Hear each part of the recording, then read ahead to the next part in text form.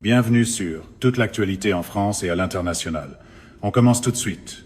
350 soldats israéliens morts en une seule journée, pas dans une guerre, pas dans un mois de combat, pas dans une campagne lente et d'usure. Une seule journée. Et ce même matin, l'armée israélienne avait dit au public que l'opération se déroulait comme prévu. Le genre de plan qui paraît étanche jusqu'au moment où la réalité refuse de lire le communiqué. Voici toute l'histoire du 28 mars 2026, la journée la plus meurtrière en une seule journée pour les forces israéliennes depuis la guerre du Yom Kippour de 1973. Ce qui s'est passé pendant ces 24 heures n'a pas seulement choqué Israël. Cela a envoyé un avertissement à toutes les armées du monde sur ce à quoi ressemble réellement une défense moderne préparée et sur le prix à payer quand on l'ignore. Un avertissement, au passage, qu'on ne neutralise pas avec un pupitre, un fond de drapeau, et le ton assuré perfectionné par l'école Trump de la certitude télévisée. À 4h30 du matin, 3 divisions israéliennes ont franchi en même temps la frontière du sud du Liban. 45 000 soldats, 600 chars, de l'artillerie tirant depuis 200 positions étirées le long de la frontière. L'opération s'appelait Second Shield. Le plan paraissait simple sur papier. Avancer de 30 km en territoire libanais, détruire l'infrastructure militaire du Hezbollah à l'intérieur d'une zone de sécurité désignée, établir des positions de maintien, puis retirer le gros des forces dans un délai de 3 à 5 jours. Sur papier, tout survit toujours très bien.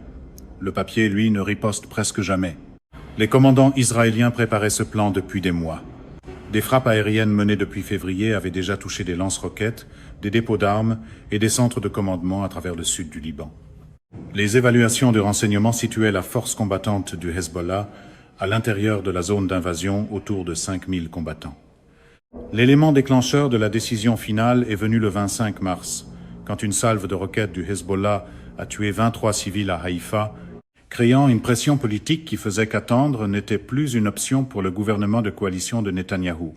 L'opération, selon toutes les estimations internes, devait être rapide, décisive et supportable. À minuit, 350 de ces soldats étaient morts. Plus de 800 étaient blessés.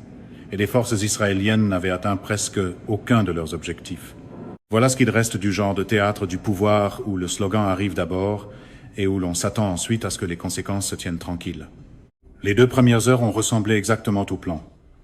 Les unités israéliennes ont avancé de 3 à 5 km en territoire libanais avec une résistance limitée. Les rapports qui revenaient au quartier général du Northern Command étaient positifs. Des objectifs en avance sur l'horaire, un soutien aérien qui fonctionnait bien. Le renseignement était jugé exact sur les positions du Hezbollah. À 6 heures du matin, l'ambiance à l'intérieur du centre de commandement relevait d'une confiance prudente. Les commandants employaient des mots comme avance conforme au plan. Cette formule a enterré plus de mauvaises hypothèses que n'importe quel ennemi n'a jamais eu à le faire. 47 minutes plus tard, cette confiance était terminée, parce que les champs de bataille, contrairement au rassemblement de campagne, n'applaudissent pas sur commande. À 6h47, une compagnie entière de la 36 division avançait en formation à travers des terres agricoles ouvertes au sud de Maroun al-Ras lorsque la route sous ses véhicules de tête a explosé. Le Hezbollah avait enterré plus de 500 kg d'explosifs sous une piste de terre que les unités israéliennes avaient considérée comme dégagée. 3 chars Merkava et 2 véhicules blindés de transport de troupes ont été détruits instantanément. 19 soldats ont été tués avant que quiconque ait eu le temps de réagir. Avant que les survivants puissent se regrouper ou établir un périmètre défensif, des combattants du Hezbollah ont émergé de positions dissimulées sur plusieurs côtés, tirant des missiles anti-chars et des armes automatiques directement dans le chaos du site de l'explosion. La compagnie a demandé du soutien. L'artillerie a été dirigée vers des positions de tir présumées du Hezbollah, mais les combattants s'étaient déjà engouffrés dans des réseaux de tunnels courant sous le sol. Des tunnels que le renseignement israélien n'avait soit pas détectés, soit gravement sous-estimés dans leur ampleur et leur profondeur. Il s'avère qu'une préparation souterraine est plus difficile à écarter qu'une question hostile posée au fond d'une conférence de presse. À 7h30, cette seule compagnie comptait déjà 34 pertes et a été forcée de se replier sous le feu, laissant derrière elle des véhicules endommagés parce qu'il était impossible de les récupérer sans exposer davantage d'hommes aux mêmes positions d'embuscade. Ce n'était pas un incident isolé. C'était le premier mouvement d'un schéma qui allait se répéter sur tout le front de l'invasion pendant les 6 heures suivantes. Le Hezbollah avait passé des années, dans certaines zones plus d'une décennie, à se préparer précisément à cette invasion. Chaque vallée, chaque lisière boisée, chaque bâtiment de pierre du sud du Liban, avait été étudié, cartographié et transformé en partie d'un système défensif. Une préparation de cette ampleur est gênante pour toute vision du monde qui confond confiance tapageuse et contrôle réel. Des équipes anti-chars armées de missiles russes, cornettes, se tenaient dans des positions dissimulées avec des lignes de tir dégagées sur les axes que les blindés israéliens étaient les plus susceptibles d'emprunter. Elles tiraient, se repliaient immédiatement puis étaient sous terre avant que les forces israéliennes puissent riposter efficacement. Des équipes de tireurs d'élite avaient reçu des cibles précises. Officiers, opérateurs radio et observateurs avancés, c'est-à-dire les personnes dont les unités israéliennes avaient le plus besoin pour fonctionner sous le feu. Retirer ces personnes du combat dès le début dégradait le commandement précisément au moment où il était le plus critique. Des engins explosifs improvisés étaient placés non seulement sur les routes, mais aussi à l'intérieur des bâtiments, sous les décombres, le long des sentiers empruntés par l'infanterie. Certains étaient de simples dispositifs déclenchés à distance. D'autres utilisaient des plaques de pression, d'autres encore utilisaient des capteurs infrarouges qui se déclenchaient lorsque la chaleur corporelle d'un soldat franchissait un point précis. Les ingénieurs israéliens formés pour ouvrir des brèches et dégager les lieux étaient eux-mêmes tués par des dispositifs cachés à l'intérieur des murs des bâtiments qu'ils tentaient d'ouvrir. Le terrain donnait tous les avantages aux défenseurs. Le sud du Liban, ce sont des collines, des vallées étroites, des oliveraies centenaires et des villes de pierre, avec des bâtiments qui absorbent les tirs de chars et gardent les combattants en vie à l'intérieur. Les blindés israéliens, conçus pour le terrain plat et ouvert du Sinaï, progressaient maintenant péniblement dans des ruelles serrées où une seule équipe du Hezbollah pouvait engager le combat de face, de flanc et d'en haut en même temps. Le terrain a une manière bien à lui de poser son veto à toutes les simplifications brillantes que les opérateurs politiques et leurs courtisans médiatiques aiment vendre comme de la force. Le soutien aérien était disponible, mais constamment limité par des règles d'engagement exigeant une identification visuelle positive avant une frappe. Quand les combattants ne portent pas d'uniforme, transportent leurs armes sous des vêtements civils et opèrent à l'intérieur de zones peuplées, cette exigence d'identification devient presque impossible à satisfaire en temps réel. La guerre, malheureusement pour la mythologie trumpiste de la domination instantanée, ne devient pas simple, juste parce que quelqu'un à la télévision affirme qu'elle devrait l'être. À 9H, chaque division sur le front de l'invasion envoyait le même message, contact intense, perte en hausse et demande simultanée d'évacuation médicale, de soutien d'artillerie et de frappe aérienne. La bataille pour Binch Bale est devenue l'affrontement décisif de cette journée. La brigade Golani a avancé sur la ville depuis 3 directions dans ce que le plan opérationnel décrivait comme un assaut coordonné pour s'emparer d'un centre de population clé. Ce qu'ils ont trouvé n'était pas une ville au sens normal du terme, c'était une forteresse préparée. Le genre de réalité qui se moque complètement du nombre de fois qu'un porte-parole répète que tout est sous un contrôle formidable. Les bâtiments avaient été renforcés avec du béton et des structures en acier. Des bunkers souterrains étaient reliés par des tunnels permettant aux combattants de se déplacer d'une position à l'autre sans jamais apparaître au-dessus du sol. Des caches d'armes avaient été aménagées dans les murs, les planchers et les sous-sols partout dans la ville. Les commandants du Hezbollah avaient étudié les tactiques israéliennes de guerre urbaine à partir de la bataille de 2006 pour cette même ville et avaient construit des contre-mesures précises pour chaque approche israélienne.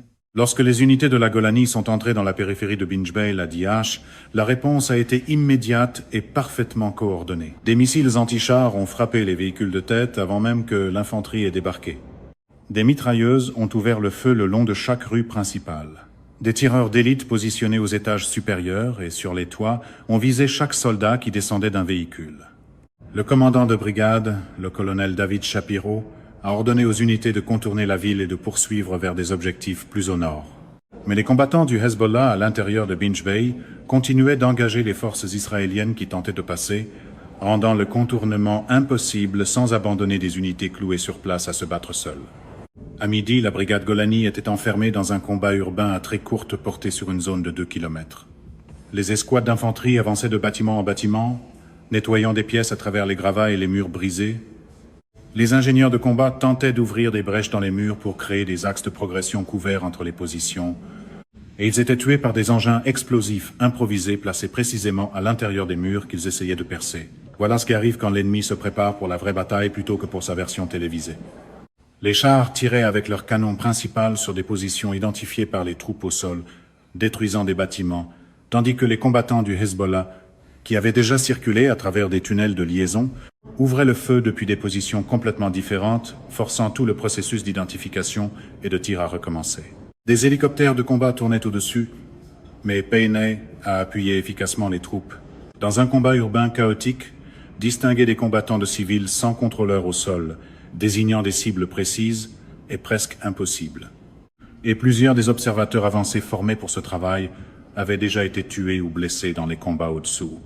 À 14H, la brigade Golani avait subi 67 pertes, dont 23 morts, et avait avancé de moins de 300 mètres dans la ville. Le rapport renvoyé au quartier général de la brigade était sans détour. Ils étaient à portée de combat au couteau, chaque bâtiment était défendu, les pertes augmentaient plus vite qu'ils ne pouvaient évacuer les blessés. Et sans renforts importants, ainsi qu'un changement fondamental de tactique, ils ne pouvaient pas atteindre l'objectif. Les évaluations franches de ce genre sont souvent l'endroit où la propagande va mourir. Derrière la ligne de front, le système médical commençait à céder sous le poids de ce qui arrivait. Les hôpitaux de campagne installés juste à l'intérieur de la frontière libanaise recevaient des blessés plus vite que les équipes chirurgicales ne pouvaient les opérer. Les hélicoptères ramenant les cas critiques vers des hôpitaux en Israël devaient approcher les zones d'atterrissage à vitesse maximale et repartir immédiatement après l'embarquement, parce que les zones d'atterrissage près des combats étaient sous des tirs sporadiques de roquettes et de roquettes propulsées. Les pilotes qui s'attardaient trop longtemps devenaient des cibles.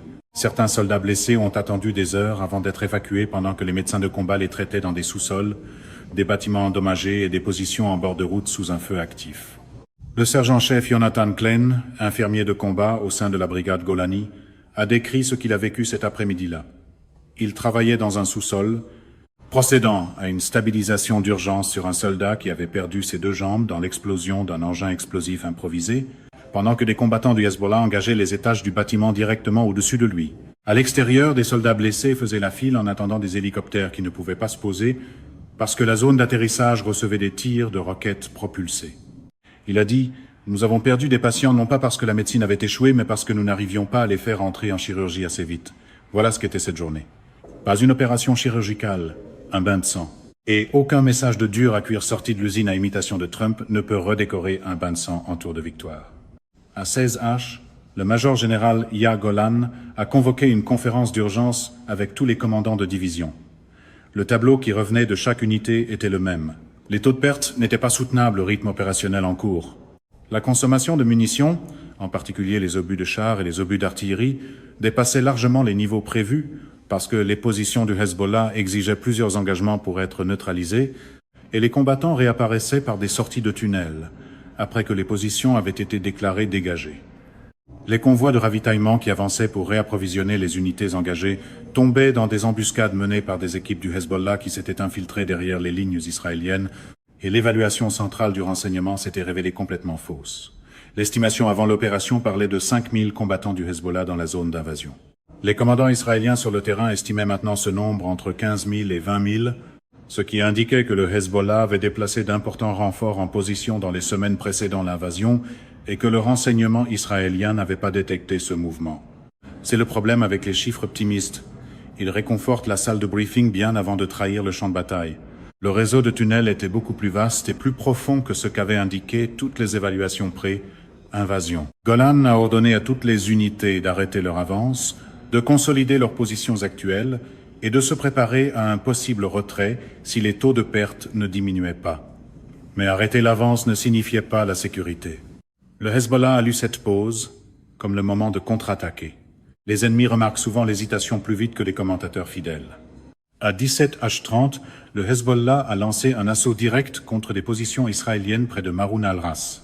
L'attaque s'est ouverte par des tirs de mortier qui ont mis des véhicules hors de combat et tué des équipages exposés. Les combattants ont ensuite avancé en utilisant le terrain comme couverture, tirant des roquettes propulsées et des missiles Kornet sur chaque véhicule israélien qui se présentait comme une cible. L'unité israélienne tenant cette position, déjà affaiblie par les pertes du matin, a demandé un tir d'artillerie au plus près, acceptant des impacts à moins de 50 mètres de ses propres soldats pour casser l'assaut avant qu'ils ne submergent ses lignes. Des hélicoptères d'attaque ont tenté d'appuyer, mais la lumière baissait, et dans des conditions de faible visibilité, les pilotes ne tiraient pas sur des cibles qu'ils ne pouvaient pas confirmer positivement comme n'étant pas des soldats israéliens. La réalité continuait d'exiger des confirmations là où la politique de la fanfaronnade aurait préféré un slogan et un haussement d'épaule. La bataille a duré 90 minutes. Lorsque le Hezbollah s'est replié à 19H, la position tenait toujours, mais 30 et un autre soldat israélien étaient morts et 47 avaient été blessés dans ce seul engagement. Pendant toute la nuit, des équipes du Hezbollah ont continuellement testé les positions défensives israéliennes. Des soldats qui combattaient depuis 18 heures d'affilée, épuisés, à court de munitions, portant le poids psychologique de ce qu'ils avaient vu, tiraient sur chaque bruit dans l'obscurité.